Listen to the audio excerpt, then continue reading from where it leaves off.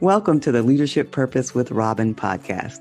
I'm your host, Robin L. Owens, PhD, and this is where we dive in each week to give advice, tools, and tips for high-achieving women leaders, and we talk about leadership purpose and its importance for you. I am a college professor, and when I am not doing that, I am speaking, writing, coaching, mentoring, and teaching high-achieving women leaders how to find, and not only find, but how to stay in alignment with their leadership purpose so they can make a meaningful difference right there in their career, leadership, or business. Okay, let's dive in. Hi, everyone. Welcome back to another episode of Leadership Purpose with Dr. Robin. I'm so glad you're here and that you take time out of your day to listen in. And today, I'm going to be talking with Michelle Knight. Now, let me tell you a little bit about Dr. Michelle Knight. Dr. Michelle is an innovative thought leader, professor, strategist, transformational, and peak performance coach. She's also an author and international speaker. Her work has impacted individuals and communities around the world.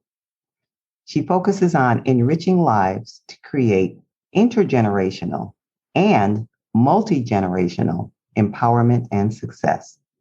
Dr. Michelle has helped companies and individuals expand their growth in a corporate environment.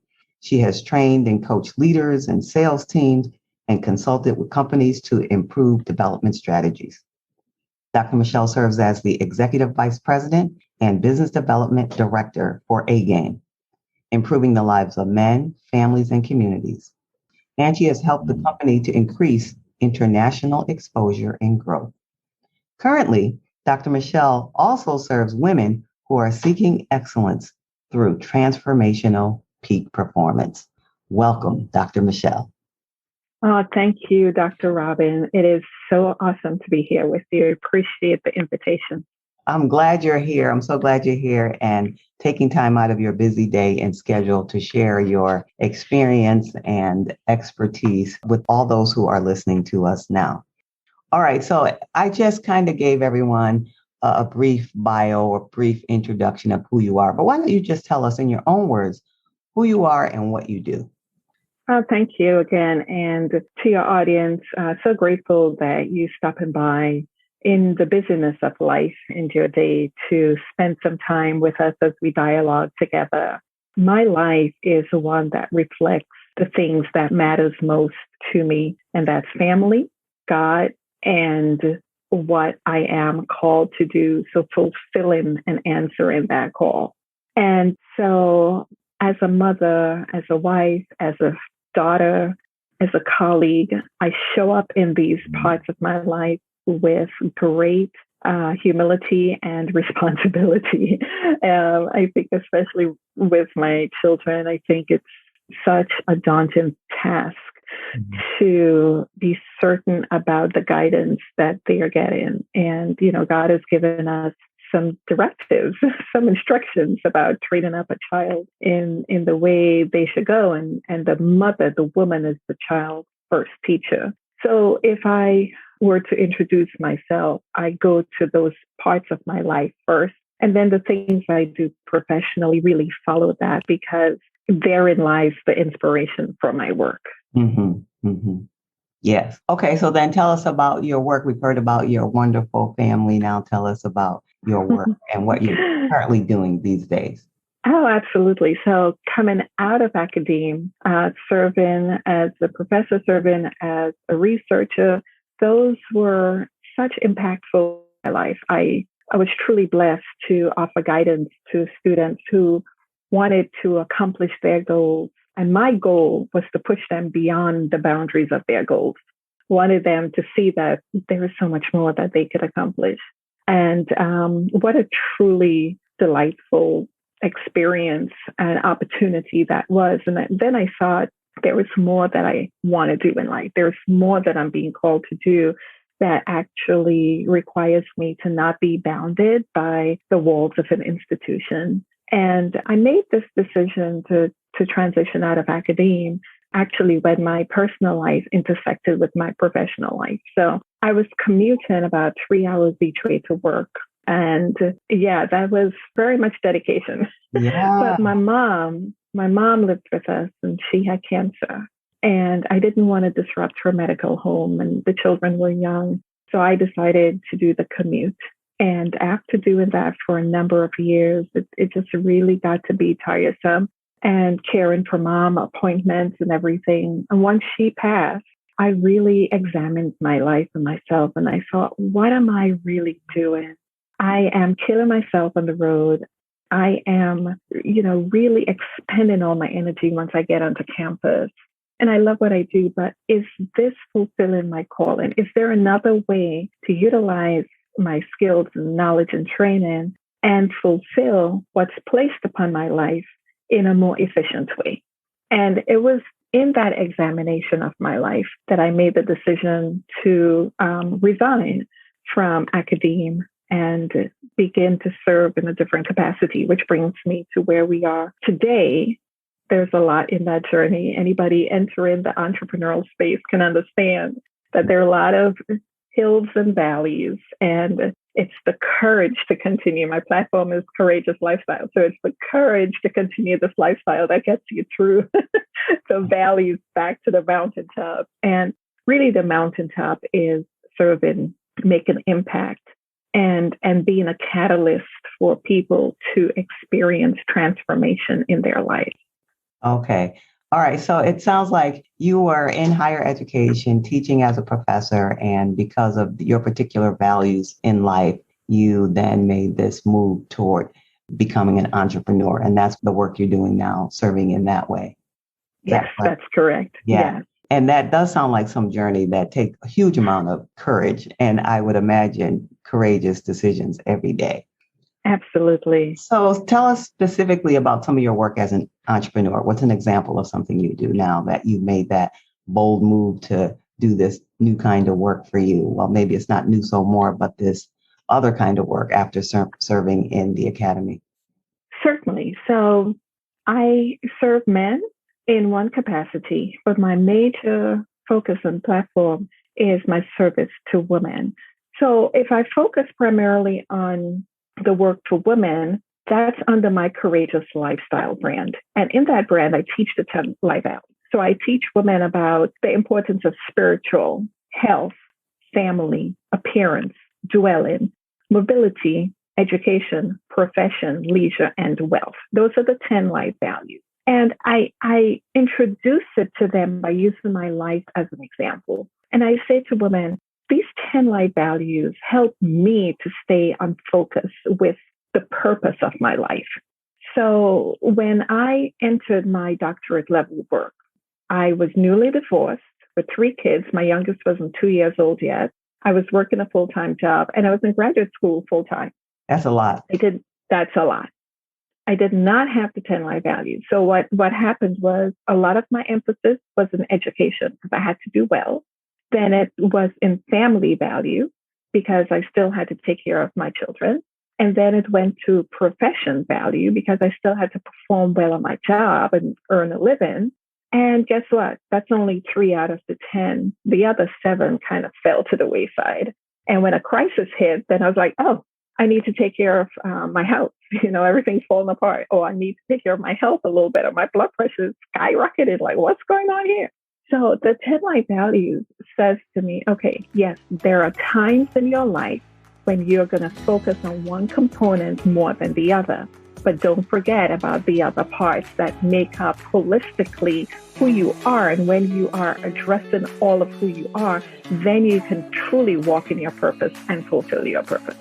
Yes, it sounds like you're saying incorporating all 10 values gives you this sense of balance in your life.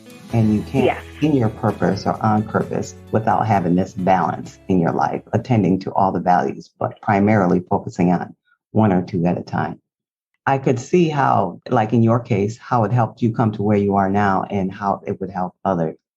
Tell us what's something you enjoy most about your work and why. I really enjoy being able to bring value into focus.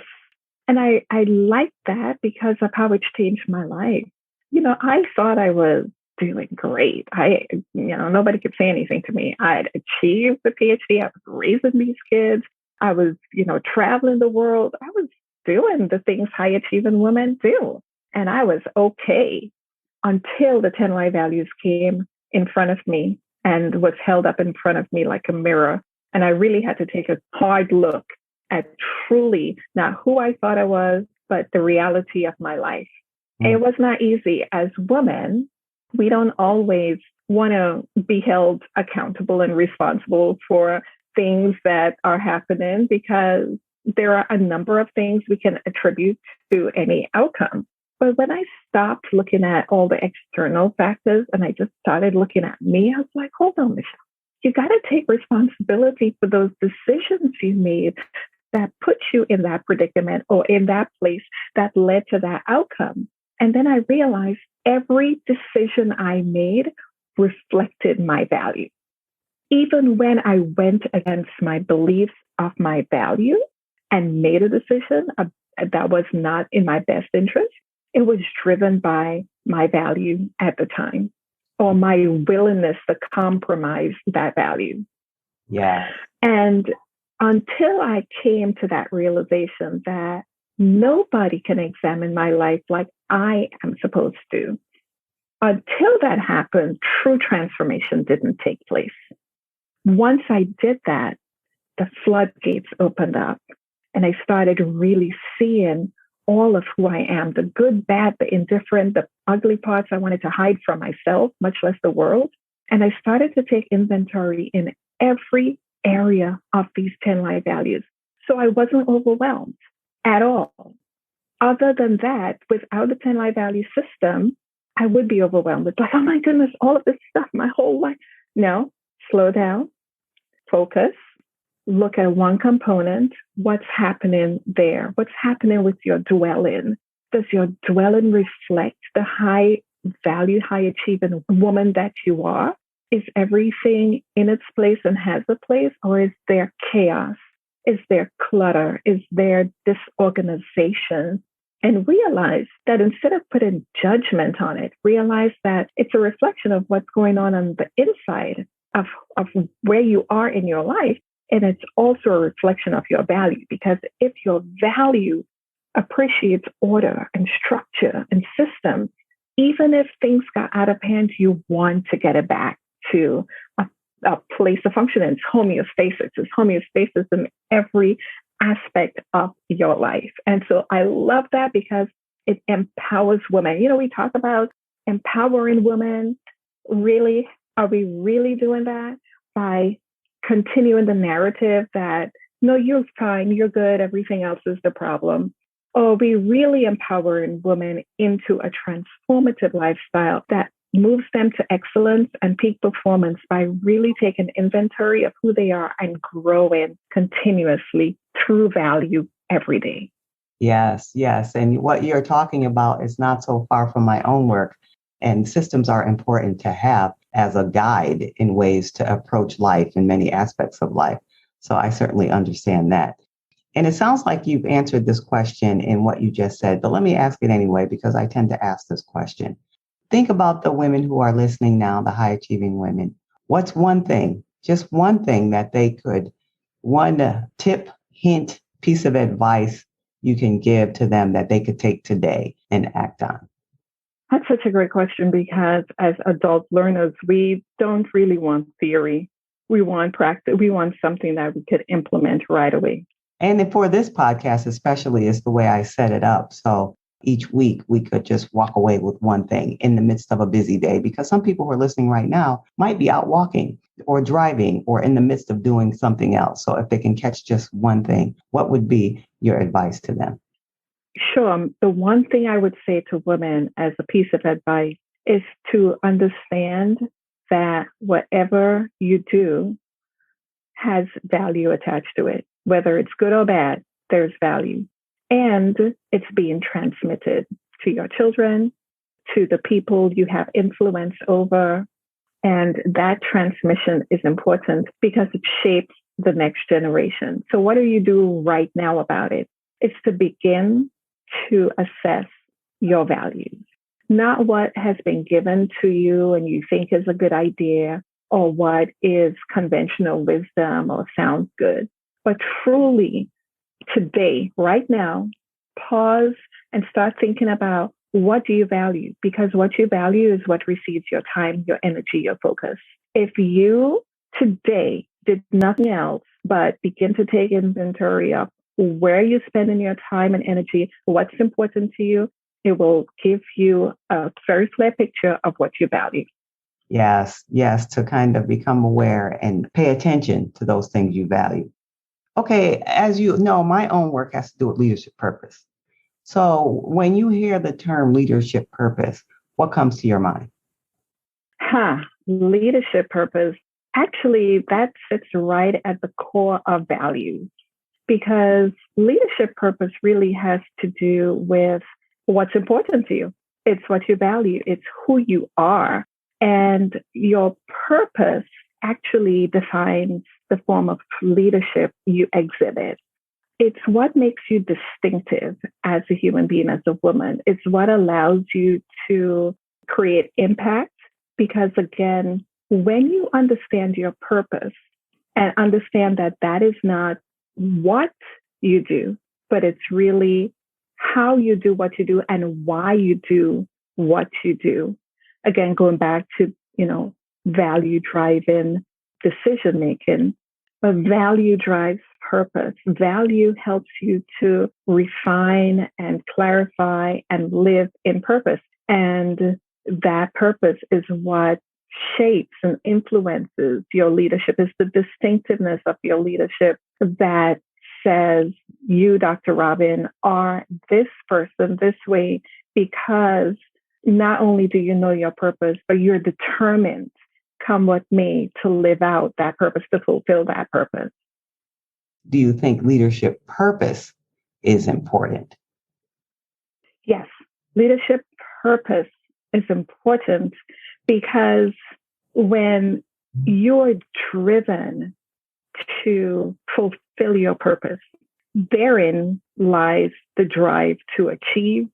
It's the thing that keeps you going when things are against you. It's really the spark within you that moves you forward.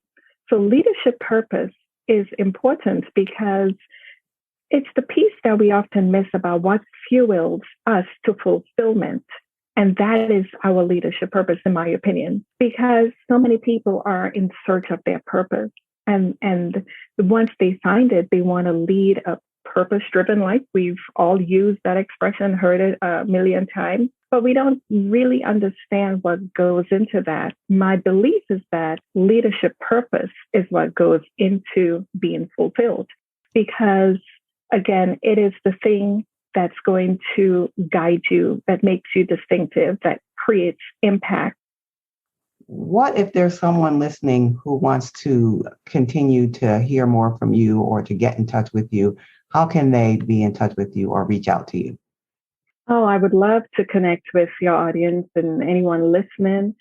I'm on Facebook. That's an easy way to connect with me. It's facebook.com/Mich Nights, MICH, and my last name, KNIGHTS. You can also call or text me, and my number is 302-897-9690. I'd love to receive an email from you, and that's Dr. Michelle Nights, and there's an S at the end of Nights. So drmichellenights@gmail.com is another way you can reach me. Instagram, I am Dr. Michelle Nights, as well as LinkedIn. Okay, and I'm going to make sure that goes in the show notes so people could have that information to follow up with you, to hear more about you and to stay in touch with what you're doing. This has been a wonderful conversation. Thank you for taking your time and sharing with us your passion around values and all that you shared today. Appreciate you being here today. All right. Thank you for having me. You're welcome. You're welcome. Okay, everybody, we're coming to the end of our episode now. So we appreciate you being here. And until next time, this is Dr. Robin, and you can be in touch with me on my website, robinlowens.com, robinlowens.com, and all social media, Robin L. Owens, PhD. All right. Bye now. Thank you for tuning into this episode of the Leadership Purpose with Robin podcast. If you enjoyed it, head on over and rate and subscribe so you never miss an episode. New episodes drop every week, and I can't wait to hang out with you again soon. Meanwhile, this is Robin signing off. See you next time.